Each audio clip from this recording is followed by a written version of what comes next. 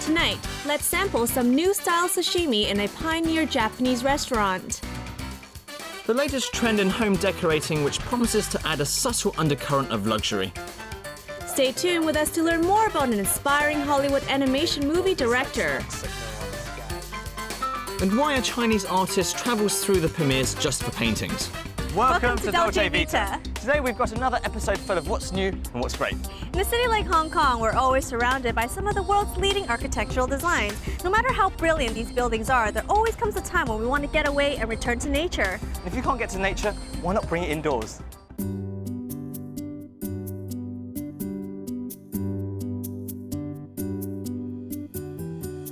Japanese people are well known for being perfectionists, and this can be seen in their food. Yes, take sashimi for example. It looks very easy to make, but it actually takes a lot of preparation time. Sushi chefs go through years of training to master the art of sashimi making, slicing, and presenting. Every single detail, every little step has to be carried out perfectly to create these seafood delicacies. Slicing is definitely one of the must-learn skills for any sushi chefs, because good presentation is the first and foremost thing in Japanese cuisine. Every piece of fish is artfully sliced to cater your palate as well as your eyes, whose barnacle is a mouth-watering, seasonal sashimi that complements the thinly sliced Thai snapper very well. And a good sauce can definitely help enhancing the taste of the fish and in most cases brings out the freshness of it. Noticeably enough, sashimi dishes are usually very light in terms of the overall quantity and calories. No wonder it has always been popular among female customers. The restaurant is famous for incorporating non-Japanese influences and making them into surprising seafood creations. This new style sashimi shows the seriousness of the chefs. Sashimi has definitely made its way into my heart and stomach. It's extremely popular because of its ability to bring out the best in flavors. In Hong Kong, we're so lucky to have so much top-quality, fresh seafood from all over the world. Let's try this.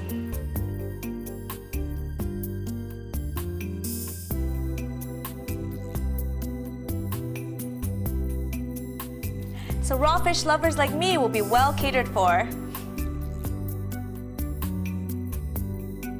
Rabia, have you noticed that all the tableware is inspired by bamboo, pine and plum tree, which are all auspicious in Japan? Yes, I've noticed that. I know the designing concept of this place is based on ocean and trees, just like the nature. Speaking of the ocean, I'm ready for more delicious seafood. Me too. This place has been a magnet for food lovers and Hollywood celebrities for years. Of all the famous customers, Robert De Niro is the one who has a long-time friendship and business relationship with Chef Nobuyuki. And here comes his favorite, the black cod Sakiyoyaki. The newly added wood-burning oven has inspired a range of main course dishes on the menu. While this spiny lobster is made from a combination of ingredients, the dish still remains quintessentially Japanese. No matter which part of the world it is, there are always exciting ingredients and distinctive cooking methods to surprise you. And Chef Nobuyuki's traveled the whole world to hone his culinary skills. Well, that's why these plates are full of excitement.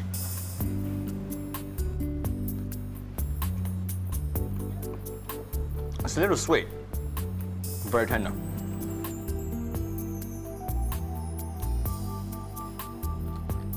It's really fresh and I like how the sauce is really light.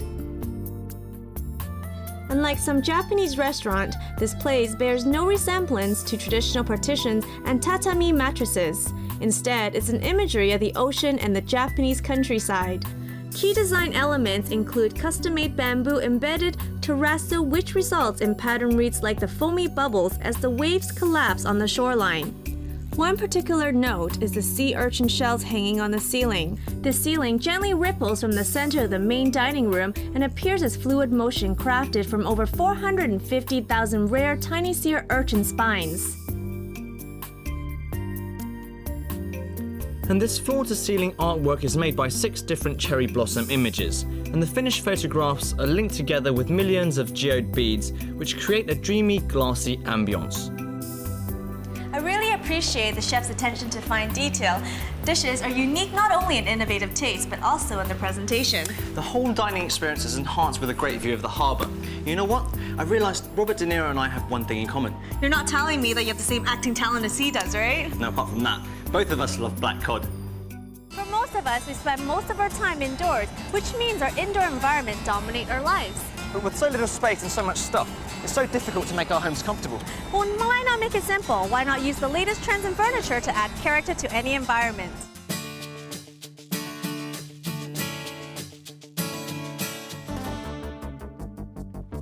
Wow, this is great.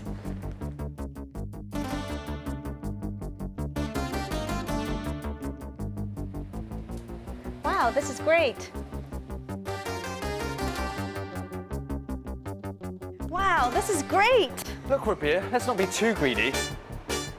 Look, all you need is a desk. No, it's more than that. Every time I need to replace a piece of furniture at home, it takes me forever. It's like choosing an outfit. A good mix and match takes a lot of brain energy.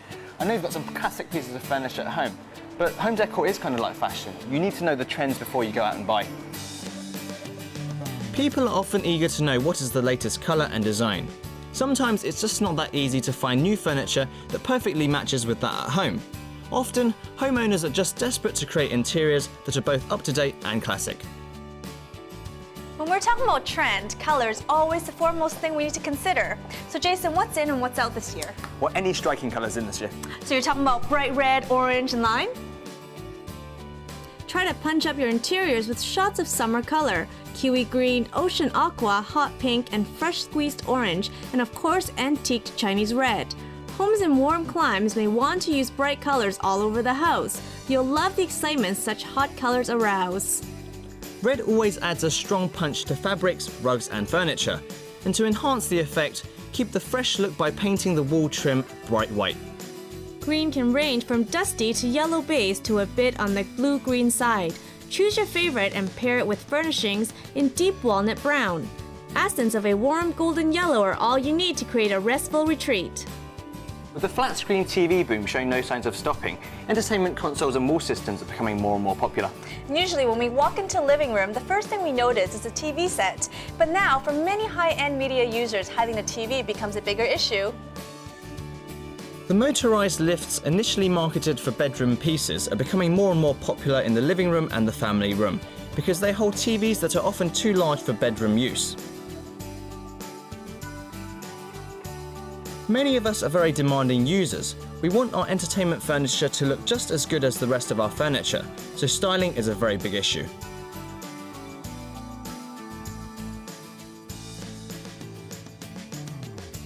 And for heavy media users, try to look out for consoles that can accommodate a wide range of electronic components, speakers, and DVDs.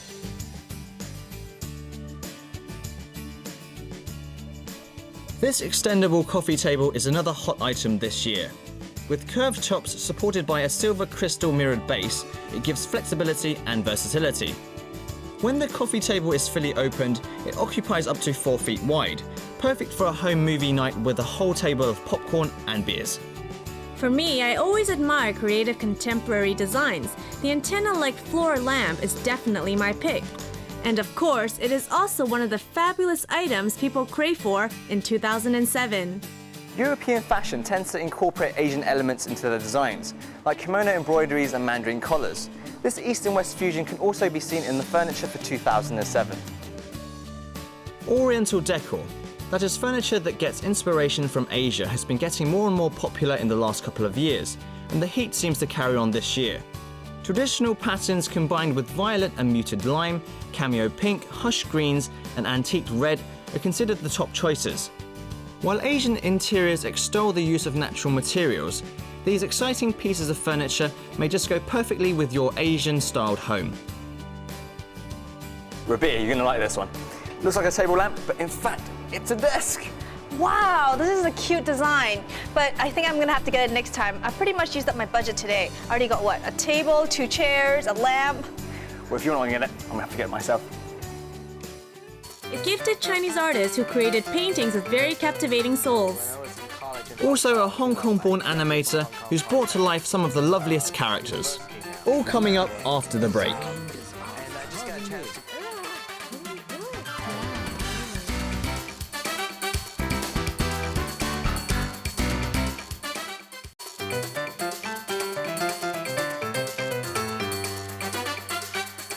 The organisation of civilization and society allows for progress, but it's often this organisation that we find stifling.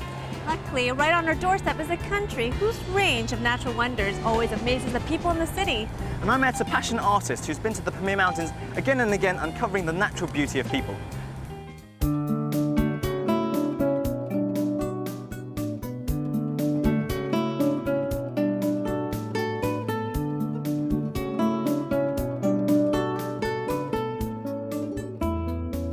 'Most of these pictures depict human beings, capturing the purity of man in the Pamir Mountains. Today, I'm lucky enough to have a chat with the artist who's created these beautiful pictures. 我想问一下，Pamir那个地方到底有什么吸引你的地方呢？ 它是在海拔4500米以上的一个雪山高原，肯定很多人都没有去过那个地方，但是我去过已经15次了，就是从83年开始，我第一次走进那里的时候，到现在就是几乎是每年都会去一次。我为什么说要去坚持这么多次，去一次又一次，然后又一次？第一次呢，真的就是为了绘画，因为特别喜欢这个地方的色彩和阳光，碧蓝的天空。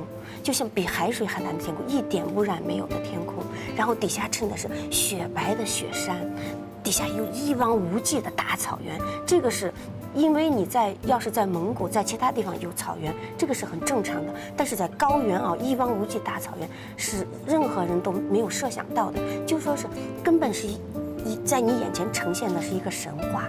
你就感觉到你所有路上经历的那些不容易和那些艰难，和一路上的那样的高山的反应啊，这个时候啊，你站在这个情景之下的时候，你就觉得啊，一切都是值得的，都是应该的。所以呢，我觉得我虽然受那么多，但是让我看到了我想看到的东西。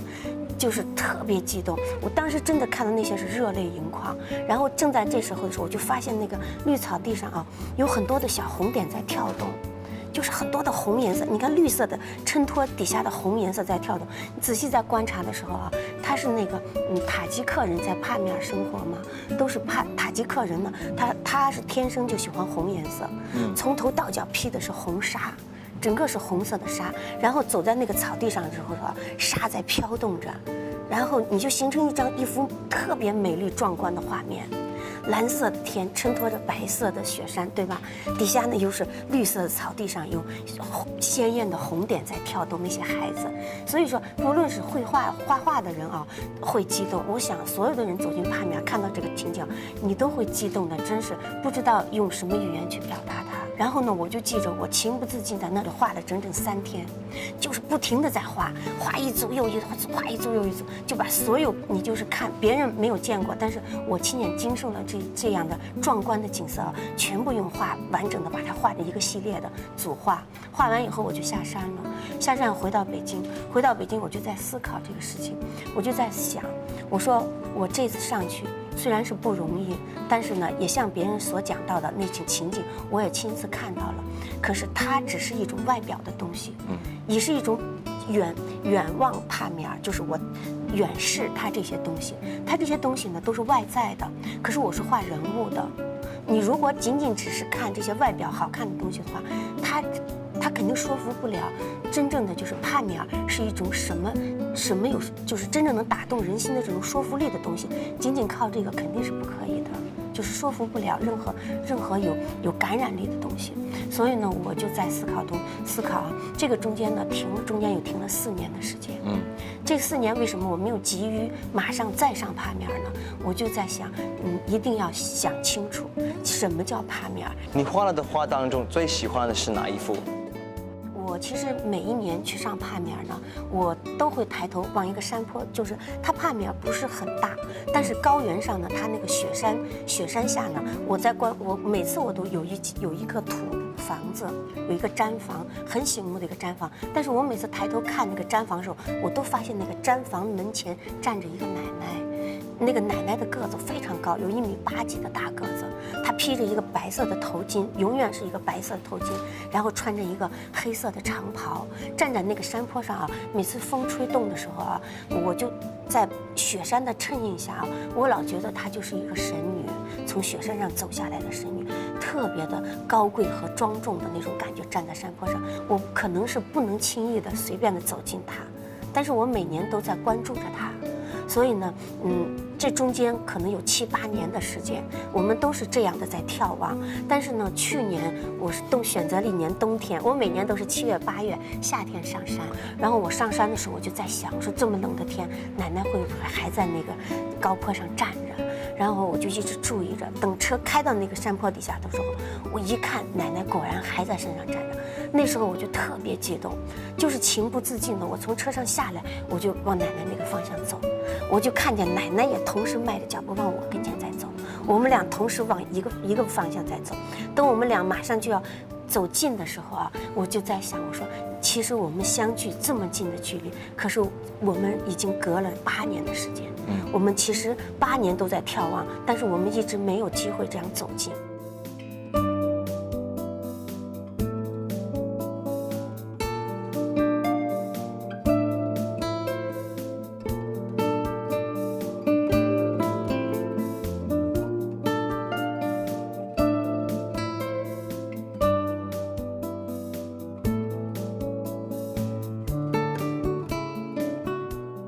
Pamir is one of the highest places in the world, which is why it's called the roof of the earth. Because it's so hard to get to, many explorers find it all the more fascinating and mysterious. And one British ambassador even once described it as one of the world's best kept secrets. Given the choice, how many people would choose to improve on nature, and does beauty really come from the inside? Well, I've noticed that in many films and cartoons, Prince Charming, even though he's really good looking, doesn't get the girl. What kind of lesson is that? Well, how about losing to a green ogre that lives in the swamp? I'm just glad they don't exist. They're just the fancy work of some great animator.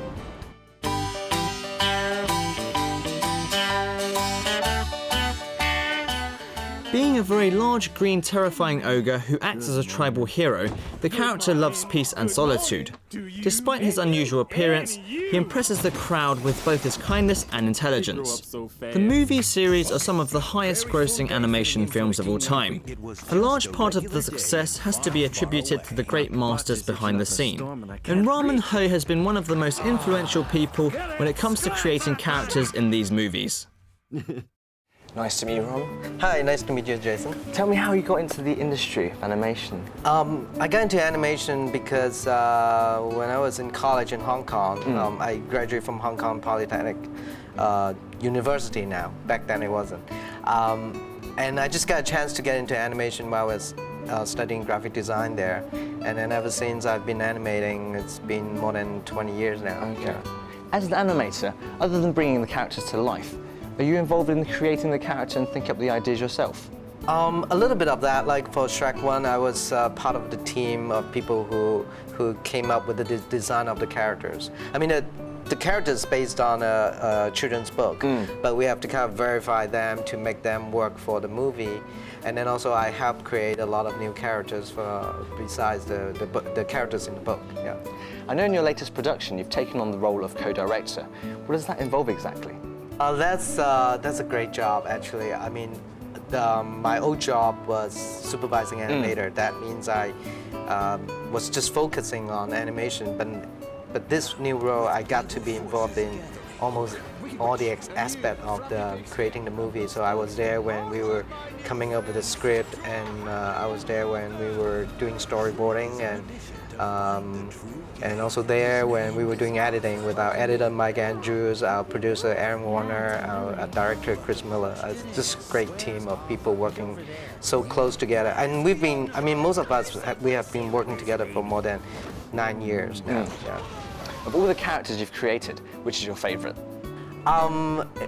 The answer today, I mean, it kind of changes every day. Like if you asked me a few weeks ago, I might have said the donkeys, which are the little baby that Donkey and Dragon had. But if you ask me today, I would say Gingerbread Man, because he's a small little guy like me. But at the same time, I mean, he's just a little cookie, right? It's just a biscuit, but he has a lot of attitude. And I want to have that kind of attitude, so today I say Gingerbread Man. But I'm curious to find out, why was the donkey and the donkey babies your favorite before? In this movie, they have a lot of fun moments in this one. They follow Donkey all the time, and when Donkey say goodbye, they because he has to actually, part of the story, Donkey has to go on a journey with Shrek to find a new king for far, far away. So when he was saying goodbye to the donkeys, they were kind of sad, and they blow this like smoke signal on the sky to say, "I love you, Dad." They're just really fun, yeah. But in terms of production, there must have been funny moments too, like when the artist came in for dubbing. Yeah, I mean, there's always funny moment, like when you have Mike Myers in the room, and when he look at the script, and then when he come up with something new, and then Eddie Murphy, when he comes in the room, you just give him a script. I mean, before he start the line, he's like, okay, Eddie Murphy. But once he start talking, he is Donkey. And they're just great. They are really, really great. And Justin Timberlake, he is a new character that we have in this movie. His name is Artie, and he always bringing a lot of energy when it comes to the recording booth. And then once in a while, he'll break into singing too. That's really fun. Yeah. Entertainment as well. So, do you have any advice for young animators who want to get into the industry?